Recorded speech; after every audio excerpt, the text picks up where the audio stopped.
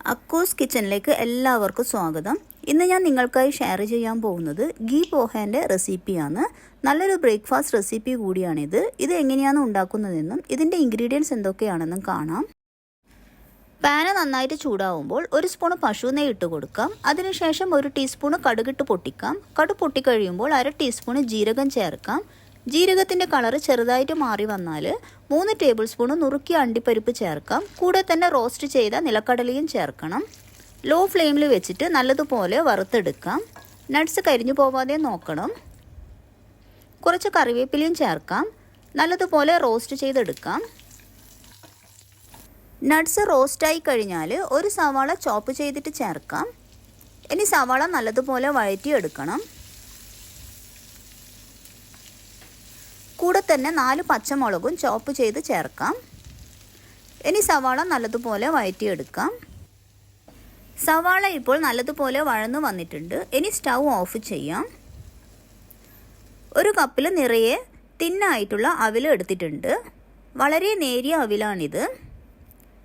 ഈ അവിൽ മിക്സ് ചെയ്തെടുക്കാൻ പാകത്തിനുള്ള ഒരു പാത്രത്തിലേക്ക് ഇട്ട് കൊടുക്കാം. അല്പം വെള്ളം കയ്യിൽ ഒഴിച്ചിട്ട് അവിലിന് മുകളിൽ കുടഞ്ഞു കൊടുക്കാം. സ്പൂണ് കൊണ്ട് നല്ലതുപോലെ മിക്സ് ചെയ്ത് കൊടുക്കാം. വെള്ളം കൂടിപ്പോയാൽ അവിൽ കുഴഞ്ഞു പോകും. അതുകൊണ്ട് വെള്ളം ചേർക്കുമ്പോൾ ശ്രദ്ധിച്ചു വേണം ചേർക്കാൻ, കൂടിപ്പോവരുത്. ഇനി 1 കപ്പ് തേങ്ങ ചേർക്കാം. പിന്നെ നേരത്തെ വഴറ്റി വെച്ച സവാളയും നട്ട്സും ഒക്കെ ഉണ്ടല്ലോ, അതും ഇതിലേക്ക് ചേർക്കാം.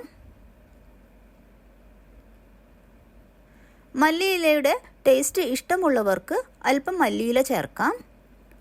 അല്പം ഉപ്പ് ചേർക്കാം. 1 സ്പൂൺ നിറയെ പശു നെയ്യ് ചേർക്കാം. എന്നിട്ട് കൈ കൊണ്ട് തന്നെ നന്നായിട്ട് മിക്സ് ചെയ്തെടുക്കാം. കൈ കൊണ്ട് ചെയ്താലും മാത്രമേ ഇത് നന്നായിട്ട് മിക്സായി കിട്ടൂ. 1/2 ടീസ്പൂൺ പഞ്ചസാര ചേർക്കുന്നുണ്ട്. ഉപ്പും പഞ്ചസാരയും ആദ്യം അല്പം മാത്രം ചേർത്ത് മിക്സ് ചെയ്ത് നോക്കുക. ടേസ്റ്റ് നോക്കിയിട്ട് വേണമെങ്കിൽ മാത്രം പിന്നീട് ചേർത്ത് കൊടുക്കാം. ഉപ്പും പഞ്ചസാരയും ബാലൻസായി വരണം. കൂടിപ്പോയാൽ ടേസ്റ്റിൽ നല്ല വ്യത്യാസം ഉണ്ടാവും. നല്ലതുപോലെ മിക്സ് ചെയ്ത് കഴിഞ്ഞാൽ ഉടനെ തന്നെ സെർവ് ചെയ്യാവുന്നതാണ്. ഇത് ഉണ്ടാക്കിയ ഉടനെ കഴിക്കുവാണെങ്കിൽ നട്ട്സ് നല്ല ക്രഞ്ചി ആയിട്ടുണ്ടാവും.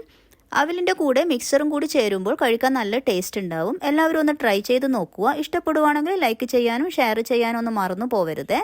Thanks for watching.